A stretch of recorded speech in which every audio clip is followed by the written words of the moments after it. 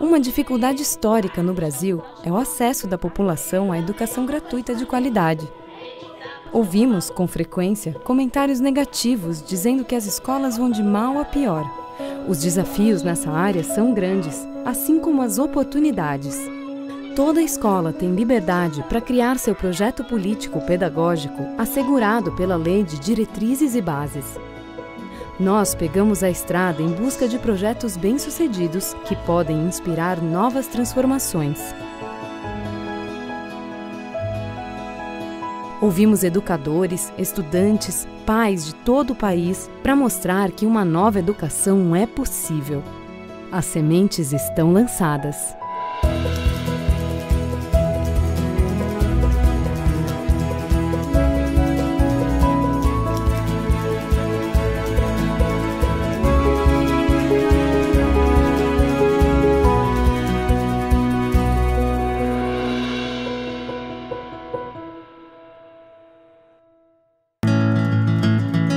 Os institutos federais são referência por combinarem o curso técnico com ensino, pesquisa e extensão ainda no ensino médio. Mas o Instituto Federal do Paraná, localizado na cidade de Jacarezinho, resolveu ir além e repensar também sua grade curricular. O resultado é um método em que o estudante escolhe as disciplinas de acordo com seus interesses e potencialidades. Aqui, os alunos aprendem a fazer escolhas e desenvolvem o senso de responsabilidade, se preparando para a vida, que vai muito além do vestibular. Os institutos federais, eles são instituições de ensino técnico, só que eles não se restringem ao ensino técnico. Ele pode ofertar cursos superiores, podem ofertar cursos de extensão, formação, mestrado, doutorado, não se restringe ao ensino técnico. O Instituto Federal do Paraná, ele vem, como todos os outros institutos, a partir de 2008, né? Foi um desmembramento da escola técnica. E desde então o Instituto Federal do Paraná está em expansão, em vários campos, né? Aqui nós estamos em um campus, que é o campus Jacarezinho. Todo o estado brasileiro tem no mínimo um instituto federal, né? Todos os anteriores, que eram conhecidos como Cefetes, todos os Cefetes se transformaram em institutos federais de educação. Por quê? Porque queria se mudar uma nova ideia de educação técnica. Historicamente, a educação técnica ela foi criada para a mão de obra. A ideia agora do ensino técnico é dar ferramentas para o estudante. É preparar o estudante agora não para ser mão de obra, mas prepará-lo para o que nós chamamos de mundo do trabalho. Onde o mundo do trabalho ele é muito mais amplo. O mundo do trabalho, além do conhecimento técnico, o mundo do trabalho exige-se um conhecimento social também. Né? Aonde ele está inserido socialmente ali? Qual é o papel dele social? Por que que ele está ali?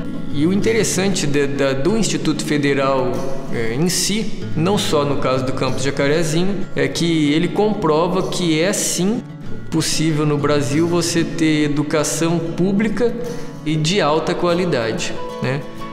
Comprova, por exemplo, que você ter uma carreira de professor boa, com salários bons, com estrutura boa, com professores qualificados, o que era quase impossível de se encontrar no Brasil algum tempo atrás, estudantes do ensino médio ou profissional tendo aula com um corpo docente quase totalmente composto de doutores e mestres. E isso está totalmente ligado à gestão da escola, que faz todo esse aparato que a gente tem nas mãos funcionar.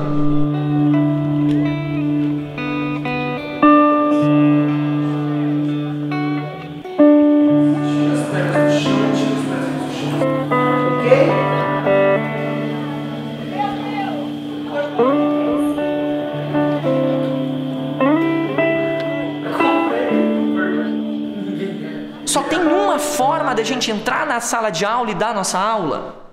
Realmente, os alunos, quando chegam aqui, não sabem nada. Eles não podem contribuir. A função do aluno é ser um mero receptáculo. Então, começamos aí essa discussão, né? Então, a cada ano, a gente fomentava a discussão. Todo ano, a gente fomentava a discussão e indicava a nossa intenção de mudar. né? Ó, queremos fazer algo diferente. Queremos fazer algo diferente. Pode ser feito algo diferente. Era quase um mantra. Daí surgiram alguns problemas de carga horária aqui dentro. Como aqui é ensino técnico e o núcleo comum junto, é um ensino integrado, então em alguns momentos precisava suprimir a carga horária do núcleo comum para privilegiar a carga horária do técnico. Os cursos técnicos, eles têm uma carga horária a cumprir e não cabia tudo isso no período. Vai reduzir carga horária, vai reduzir do quê? Reduz de história e geografia, reduz de arte. Então, assim, e não estava satisfazendo o que a gente queria, né? A gente pensava numa formação realmente integral para os estudantes. Então, daí, em 2014, surge essa discussão e formam-se 3 comissões aqui, três grupos de trabalho dentro do campus. Um grupo de trabalho que ia discutir avaliação, um grupo de trabalho que discutiu identidade institucional e outro que discutiu currículo. Na verdade, eram 3 faces do mesmo problema que nós tínhamos, né? E a partir desses grupos de trabalho surgiu a proposta de mudança. Veja, a LDB não exige disciplina. A LDB exige conteúdo. Ela exige conteúdos de filosofia, exige conteúdos de a história do negro. Então, o que nós fizemos? Nós dividimos o ensino médio em eixos, né? Em linguagens, ciências humanas e natureza, e ciências da natureza. A partir daí, os professores de cada área, na verdade, os professores vão propor unidades curriculares, que agora a gente não chama mais disciplina, mas uma unidade curricular em qualquer área. Por exemplo, tem uma unidade curricular que chama Vamos à Guerra. Esse Vamos à Guerra trata de uma construção de uma catapulta e por meio dessa construção de catapulta vai se ensinando princípios de física. Né? Então essa unidade Vamos à Guerra está vinculada a ciências da natureza. É uma unidade de 30 horas. O estudante fez essas 30 horas, obteve êxito nessas 30 horas, ele desconta 810 horas que eu precisava fazer em ciências da natureza, menos 30. É um sistema de crédito. Chega lá, segunda, 7h20, 9 opções. O que eu vou escolher? Vou escolher tem que ter swing, que é uma unidade de dança, que é a educação física. Segundo horário. Segundo horário eu tenho uma técnica, então eu tenho que escolher aquela técnica. Né? Terceiro horário, mais 9 opções, eu escolho lá o corno. Né? O corno, que é literatura, que é português, né? Que fala sobre a traição no mundo da literatura. Tem unidades também que têm nome simples, porque não dá para passar daquilo. Por exemplo, matemática. Nós temos a divisão de matemática, matemática 1, matemática 2, matemática 3. Assim como nós temos lógica matemática, que abrange toda a área da história da matemática, o que tem por trás da lógica e a resolução dos problemas lógicos. Então a ideia de uma turma como primeiro ano A, primeiro ano B, primeiro ano C se desfez. Hoje cada unidade curricular é uma turma que inclusive envolve estudantes dos nossos 3 cursos. Então você tem alunos de eletromecânica, informática e alimentos estudando unidades curriculares de ciências humanas, de códigos e linguagens e ciências da natureza. Elas vão cantar uma vez a música inteira sozinhas. A e B. Vocês vão cantar uma vez sozinhos. A e B. Mandei fazer uma casa de farinha, tem madeirinha que o vento possa levar. Oi, passa sol, oi, passa chuva, oi, passa o vento, só não passa o movimento, cirandeira rodar. Achei bom menino, meu amor brincar. Ciranda maneira, vem cá cirandeira, vem cá cirandar. O método tradicional é o prato feito. Você vai no restaurante, você pede um prato feito. Vem arroz, feijão, punhado de carne, um ovo em cima. E você tem que comer. Você gosta ou não de ovo, você vai lá e come. Ou você deixa de lado. É isso que é o currículo tradicional. Então, assim, o cara chega lá, ele quer comer uma coisa gostosa, de repente, ele gosta do arroz e do feijão, mas não gosta do resto. E ele se desmotiva porque ele vai ter que comer o resto. Se ele não comer o resto, ele não sai da mesa. Ele fica reprovado. O que a gente pensou? Em fazer um currículo self-service. No self-service, nós temos a experiência da escolha. Nós temos que escolher o que a gente gosta ou o que a gente não gosta. A gente rejeita o que a gente não gosta. Então a gente pensou em construir algo assim. É claro que se a escolha for mal feita, se ele chegar num buffet e pegar só torresmo e sorvete, ele vai ter um problema, ele vai ter uma diarreia. Então o nosso lema aqui é liberdade com responsabilidade. Ele tem a liberdade da escolha, mas ele vai ter todas as consequências dessa escolha. Sejam consequências positivas ou negativas. O pessoal de 2015, ele já analisa aonde que ele está faltando e o que ele vai precisar. Né? Cara, eu preciso fazer o tal do maldito vestibular. Apesar de eu odiar matemática, é importante para mim. Eu vou ter que fazer. Né? Eles começam a ver o que é a vida. A vida é fazer tudo que a gente gosta? Não. A vida é escolha? Sim. E muitas vezes a nossa escolha é escolher coisa que a gente não gosta. A gente precisa fazer coisas que a gente não gosta. Né? Então, acho que isso a gente já está notando. E olha só, e é isso que é a educação, né? É você preparar um estudante, né? Preparar uma pessoa para ter mais responsabilidade. E essa responsabilidade, ela acaba extrapolando do seu individual para o seu social. Eu gosto das unidades curriculares porque a gente tem mais liberdade de escolha e você não necessariamente precisa aprender o que você não vai usar para sua vida.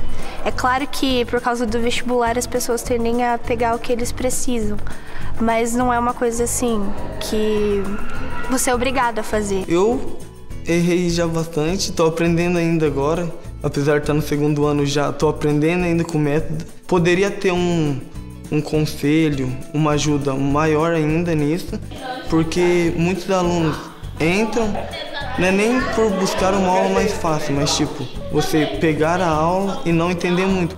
Você acha que você pode fazer tudo, mas aí você vê que é diferente. Em vez de você pegar uma matéria, tipo uma ciência que você tá mais precisando, você acaba pegando tipo uma educação física. Daí isso acaba te prejudicando um pouco. E aí você já percebe que foi uma escolha errada. Daí você acaba fazendo a escolha certa. Essa desestabilidade do aluno está sendo pra gente maravilhosa, porque os alunos estão pensando na educação deles. Eles vinham até então no modo de piloto automático.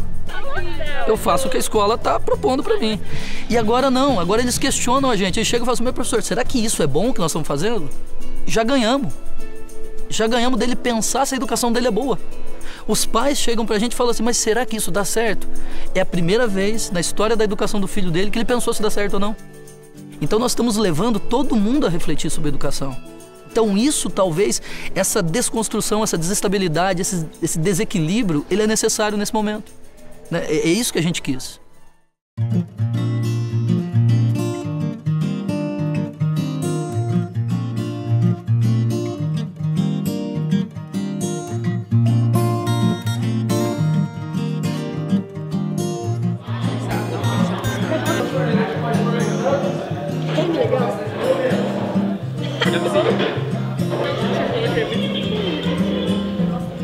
Quando eu vim pra cá, eu fiquei, meu Deus, que escola é essa?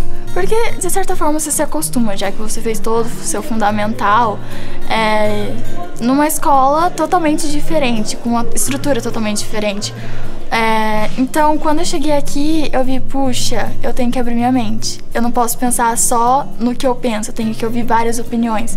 E a partir disso, você começa a perguntar coisas, a debater coisas com outras pessoas, ver o que elas acham, essas coisas. Aqui o pessoal te acolhe bem, os professores te acolhem muito bem. E sem contar do ensino, né, ser bom e gratuito. Eu gosto muito de estudar aqui, muita galera que estuda aqui ama estudar aqui, e eu acho que isso que é interessante, sabe? Você estudar numa escola e ter o prazer de estudar nela. Antes eu não estudava, assim, era muito difícil de eu pegar um caderno para ler. A partir que eu entrei aqui, eu vi que isso era necessário na minha vida. Você escolhe o que você quer estudar. Não existe aquilo, eu não gosto disso, eu não gosto daquilo. Se você pegou isso é porque você quer. Ele ficou mais centrado, né? É assim, como eles têm muitos trabalhos, né? Então, apesar de estudar bastante aqui, eles levam muitos trabalhos para casa. Horário, rotina. Então, se você vai na minha casa, atrás da porta dele, tem o horário de estudo, né? Então, ele faz todas as manhãs aqui, Na segunda-feira ele tem aula à tarde e aí tem lá os bloquinhos. Preciso estudar. Hora de estudo, preciso fazer trabalho. Então, esse comprometimento maior com a educação. A educação nacional, ela precisa mudar muito, porque ela não dá o estímulo da gente meio que sair da casinha, pensar, abrir o olho. Agora, colocaram um projeto em votação que é a escola sem partido. Você fica, como assim? Não pode questionar mais. Eu acho que aqui é bom, bem melhor, pela questão que a gente pode questionar, a gente pode pensar por si próprio. Você começa a ver o mundo, pensar diferente. Você começa a abrir a mente, tipo, ver as coisas com outro lado, com outros olhos. O jeito que os professores, os alunos, todos que estão aqui no Instituto, conversam, falam com você, faz você pensar diferente. Não pensar da maneira deles, como nas outras escolas fazem, tipo, você tem que pensar daquele jeito. Você tem que pensar da sua maneira, do seu jeito de pensar.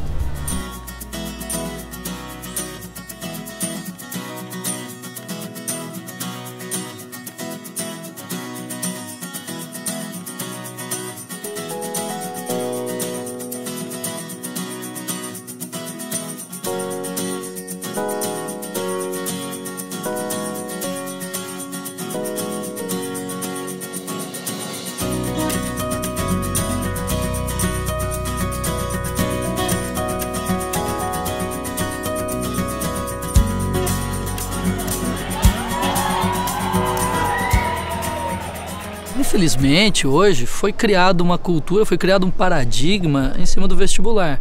É óbvio, né, que é a forma de ingresso ao ensino superior. Mas você limitar toda a formação intelectual de um ser humano a um dia de prova é um desperdício absurdo, né? Nós acumulamos milhares de anos de conhecimento. É impossível que todo esse conhecimento acumulado ao longo da história da humanidade, ele vá servir para o vestibular. Você tem além do vestibular, você vai ter que arrumar o seu emprego e tudo. Então aqui no Instituto, eles dão isso para você. Você não tem que fazer só o vestibular, pensar só no vestibular. Você tem que pensar no futuro que tem depois do vestibular. Eu considero que o vestibular, cara, é um mal para a educação muito grande. E ele é muito cruel. Ele é muito cruel porque quem que passa nos vestibulares da rede pública? Quem faz o ensino privado? Agora a gente tem as cotas, mas foi uma mudança muito recente, se a gente pensa, né? E mesmo com as cotas, também ele é cruel, né? Porque ele privilegia um tipo de conhecimento. Eu acho que a gente tem que ser muito honesto aqui no Instituto, na divulgação dos nossos cursos, já divulgar um novo método, para que a gente não esteja enganando ninguém.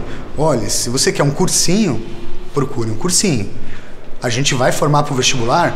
Provavelmente sim, mas a gente vai dar uma formação humana que é muito mais importante do que a formação acadêmica.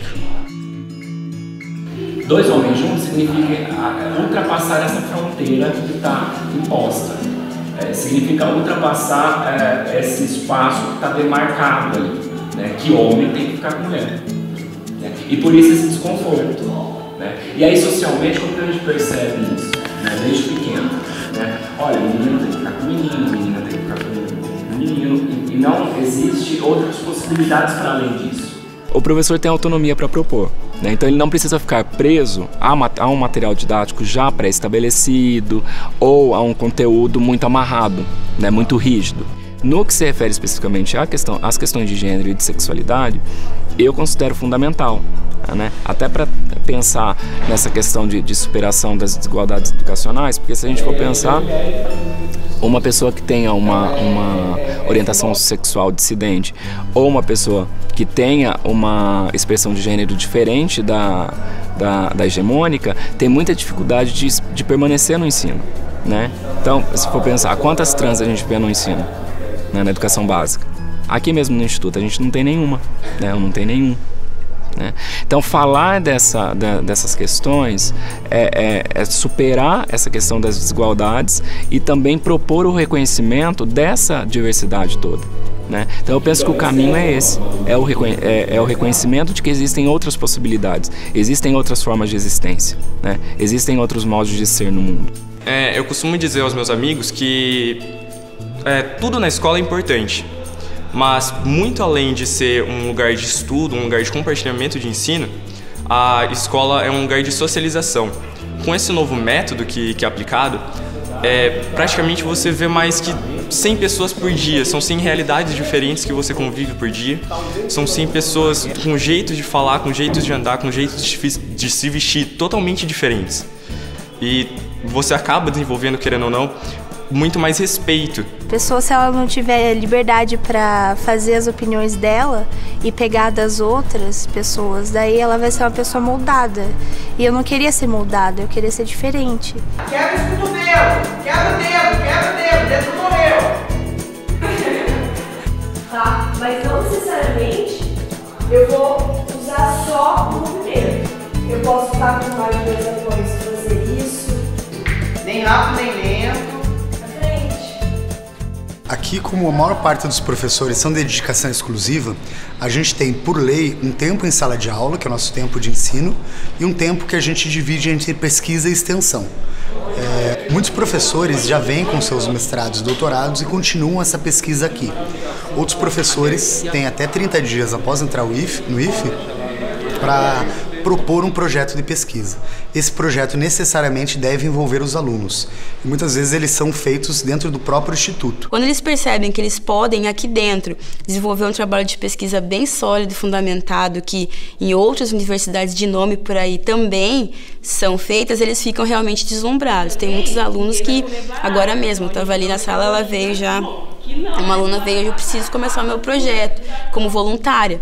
Então, tem aquela parte de bolsa, né? A gente tem um sistema ainda bem legal de distribuição de bolsas por cotas e também por mérito, né? Mas também a gente tem uma riqueza de alunos voluntários aqui. E o que a gente tem visto, e que é uma grata surpresa para nós nesse novo método, é que o ensino e a pesquisa têm se misturado, né? Então, eu estou fazendo uma pesquisa, seja sobre um produto alimentício, no caso técnico de alimentos.